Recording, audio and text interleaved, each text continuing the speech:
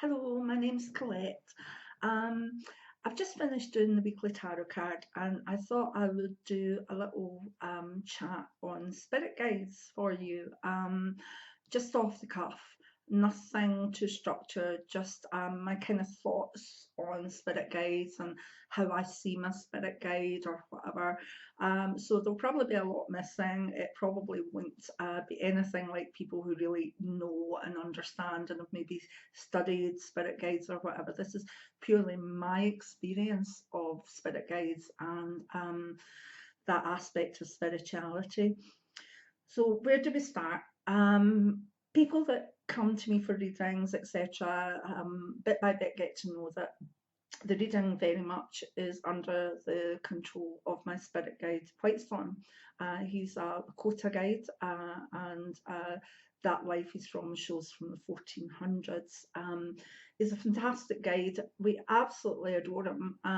He can be hard work at times. Oh, good, I shouldn't probably say that, but he doesn't like me. If he gives something and I say, add something onto it or give it in a different way than they said it, he can get quite annoyed at me because I'm maybe passing on something that's embellished a wee bit more or something that I've taken the true meaning away from by adding a word or adding what I feel onto it.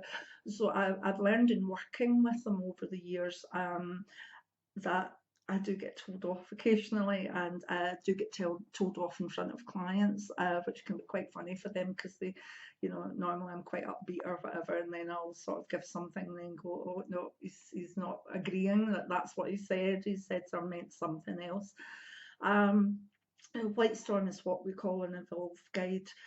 And this is just my experience. Again, I believe that we all have our family guides in spirit. Family, I call them relation guides. There are family and friends who have gone over to spirit and are maybe working their way through their journey towards different levels of spirit. When they first go over, they have their own healing thing to do. They have their own sense of becoming a spirit being and understanding it all. And it normally takes about a year for family people to get back. So that gives us our time to maybe grieve and it gives them their time to do their journey. Within that time, you'll not normally get many messages or much contact with them. That is my opinion and that's the way I've seen it. I have noticed though that within about you might still get stuff within 2 weeks of a person passing because they do tend to stay around and sort of overlook and see their funeral and see that their people are okay before they start their journey. But normally they go over to the first level of spirit and we don't tend to get them. Some people come back a long time after they've gone over. Some people have had really hard lives. Some people have had hard passings and they don't get back right away. But it's their own journey. It's like, in life, we don't know whether, we're going to have 30 years or 60 years or 80 years. When you go over to spirit, it's very much your own personal journey. There's no rights or no wrongs. It's all personal. But most spiritualities have this aspect of healing time. With the Hindus, it's the sort of long earth walk back. It's about a year. With the Native American, it can be the keeping of the soul for a year. In some of the more old-fashioned Christian beliefs, the Catholicism, there was a belief in purgatory where the person went to their sort of kept away from God for a while. Not really seen it like that, to be honest. I used to love some of Doris Stokes' books. She's an old medium who's been away for a long while now, but she kind of almost explained it as like spirit hospitals, where the people kind of get their illnesses and ailments and thought processes from the life they've led all healed out of them. And I sometimes say when they're healed that they get their wings, and I think that's a nice way of looking at it. So once a person's healed, they can get back, they can be around you, and you have to be aware of, little messages from spirit and the way that they can try and get your attention. I mean, don't be daft about it. Don't think that every white feather that falls is, you know, an angel or a person from coming back to you. It's got to be put in perspective. But yes, I do believe that, you know, I've thought of certain people and there's been a feather landed right in front of me. I do believe that when the lights flash and there's no real reason for it, or the TV sound goes up and down, and theoretically here we don't really have many neighbours, so I believe that that's forms of communication. I get my dad's smell of corner sliced tobacco before he comes through, and it immediately reminds me of him. Yet there's not that aspect of smokers in the house with that sort of tobacco, etc. And I can smell my mum's perfume as well. And these are always signs from our spirit relatives. Now, I don't necessarily think they're spirit guides, and that's the difference, that we have family beings, we have friends, and they're there and they'll maybe, you know, be with us at a time of grief, or they'll maybe give us an odd warning if we're heading towards an accident, stuff like that. But I do believe that there's different levels of guides, and they're kind of on, you know, they've done their healing and then they're up to the level where they can be coming back, or they can be moving further up. And then we've got what I see as higher guides, and on that level I tend to see angels, the angelic guides, who are not human and have never been human, and they are messengers from God or source or whatever you want to call it. These are huge, awesome beings, and I mean awesome in the way it's meant, like they leave you in awe. I can say that because I have had connection with a few angels, but one in particular left me like, oh, huge, huge creature, awesome. Um, but that angel was never a guide. I think it was, I don't know why that angel showed himself, herself. I'm not even sure what gender, if there was a gender at all. But I, I think that it's good because my guide has always been what we call an evolved guide. And that these guides are, in my opinion, on the same level as the angels, but they're not angels. They have lived thousands and thousands and thousands of lives, and they have reached their sense of purity, purification, the energy of going back to source, and instead of maybe staying up, have been gifted the job as a spirit guide or have even asked for it. I'm not quite sure how it works. I don't think we're meant to. But I sometimes say to White Storm, oh goodness, you didn't think you would get me when you signed up to be a guide, did you?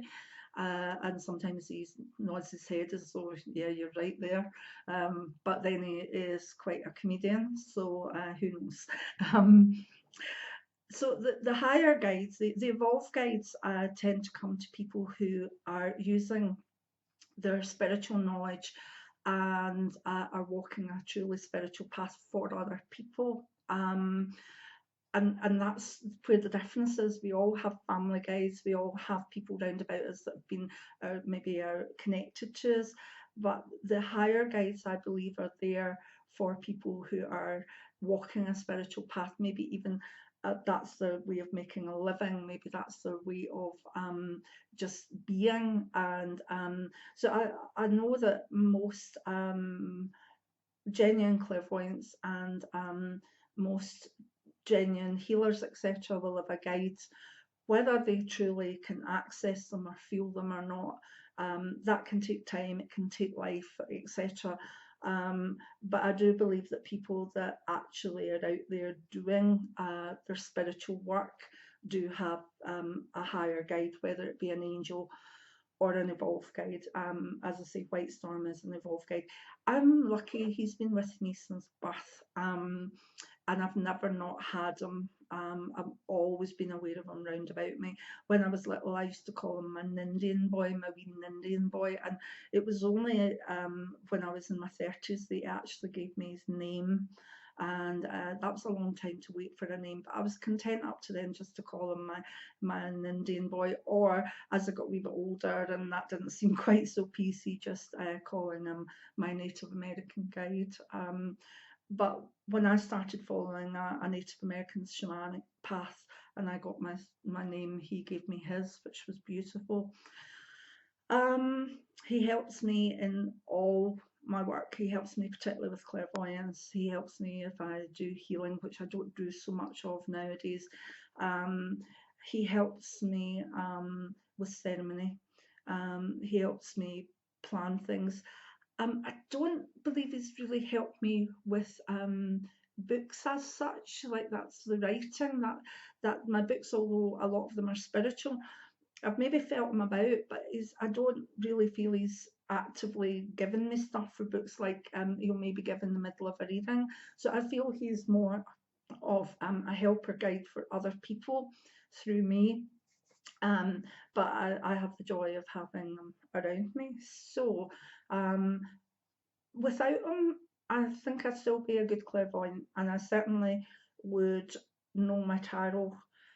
But when you add him into the mix, something magical happens in that we have almost this connection going for the best that we can be. So I think he takes, I'm kind of at that level. And then he adds so much on that I probably wouldn't get myself. There are very good readers out there that don't have guides or don't think they have guides. Maybe they just don't access their guides. As I say, I've been lucky. I've had White Storm since birth. So if you are moving forward with spirituality and you're a healer or a clairvoyant, and you feel you've got a guide, how do you start to access them? Well, having White Storm since birth, I can't really tell you on that one, but when I first started my clairvoyant business, I also had another guide come through who was a Viking woman, and she was pregnant. She was a warrior, but she was pregnant. And when I started, since White Storm was there, and occasionally he'd step back and there would be a feeling of another energy, and felt that it was very female. And bit by bit, I started to get out outline. I started to hear her voice, understand what connection she had, what culture. So she's really my experience of understanding a guide coming in. So what can you do if you feel an energy around about you? The feeling between family and spirit guides is big. Like a family being can be a nice energy. It can be a very friendly, connected energy. Whereas when a guide starts to come through, it's almost like, oh, there's something big here. There's a big energy. What the hell is this? At that stage, whenever you feel the energy, I ask you to stop and sit and say, right, okay, what do I feel? Do I feel a gender? Do I feel male or female from this energy? Do I sense a culture? Is it Japanese? Is it Chinese? Is it Native American? Oh, does it feel like a monk? Does it feel like Aboriginal? Oh my goodness, I mean, just leave it open and see what comes to you, see what you're feeling. Then, you know, at one point, if you hear voices, and I'm not schizophrenic, which probably if anybody, any psychiatrist is watching this video at the moment, they're probably signing me away because of the way I'm talking, but this is true, this is what I know. It's like there's too many people that would just say, oh, that's a form of madness, or she really believes in this, but actually she's quite mad.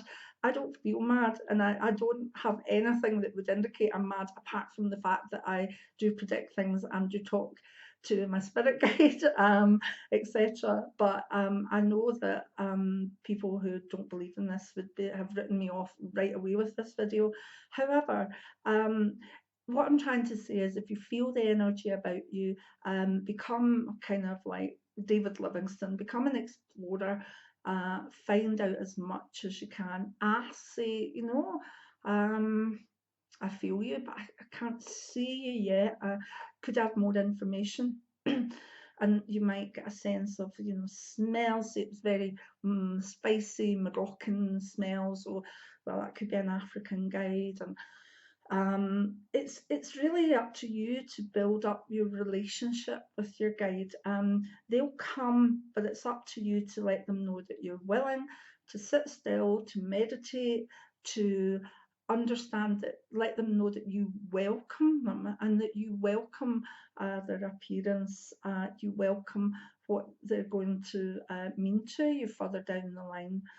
I had the Viking warrior guide for maybe about 5 years, and then just didn't see her, and then she went away. And I don't know if she'll come back anytime. So it's really been quite storming her.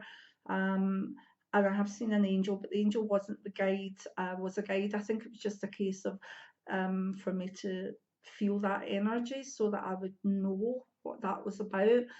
In comparison to an evolved guide, who's is very, very similar, but the two energies are different, I would say that. So I'm blabbering on a wee bit here. I'd like to hear back from you. Why not ask any questions, and I'll see if I can answer them. And basically let me know how you feel about your guide. Do you feel that there's something there, but you're not too sure what it is? Do you feel as though this is a load of nonsense? No trolls, please. And do you feel maybe that you would like to understand your spirit guide more, or are you quite contented because you like this stuff, but you're not using it as you're not, it's not your way of walking your talk? Are you happy just to have your own spirit family around about you? Because that's plenty, that's gorgeous. Spirit guides can be hard work in that they certainly mine likes discipline. Coming up the solstice, he does not like not to be honoured at the solstice and the equinoxes. He can be funny, he can be snappy, he can be annoyed, he can be angry, but most of the time he is just the best guide that I think I could ever want. And I've got more to tell you on him, but it takes it to a deeper level. So, you know, about, you know, the difference of the energy of higher guides and how they present themselves and why they present themselves in different ways. But I think that's for another video. This one I just wanted to chat about maybe the difference between family guides and also higher guides, and also how you could start to try and tune into your higher guide. So I think we'll leave it at that for now. I hope you've enjoyed listening to my take on it. And please remember, it is only my experience of it. I have read lots of books maybe on tarot, and I've read a lot on different things, but I must admit I've never really read a lot on spirit guides. And I think it's probably because I've had my own since birth that I didn't feel a great need for that. So what I've told you today is purely from my own experience and my own understanding of it, but I hope it maybe makes things a wee bit clearer for you. So I'll think of, next time I'm doing the weekly tarot, I'll think of something else probably that we can just chat about. Although I'll still be doing the official things. I think this channel is going to be chock-a-block full in the next few years, but it's nice to just say, right, okay, I feel like chatting. What will I chat about? Right, okay, let's do this. So there'll be the more formal videos, but I'd like to get into the habit of chatting as well. You might think, oh no, here we go. But I think I would quite enjoy it. And who knows, you might learn something, or you might just be able to relax a bit, because I always am sending good vibes out through the videos as well. I always go into a sort of healing mode when I'm doing the videos, certainly to keep myself calm, certainly to keep myself from maybe getting nervous because of the technology or whatever, but I also tend to put that energy out, and some people can feel the beneficial effect of it, which would be lovely. In fact, we'll probably do one on focusing on healing at one point soon too. So be back to chat another time, and have a nice week, and many blessings. Bye now.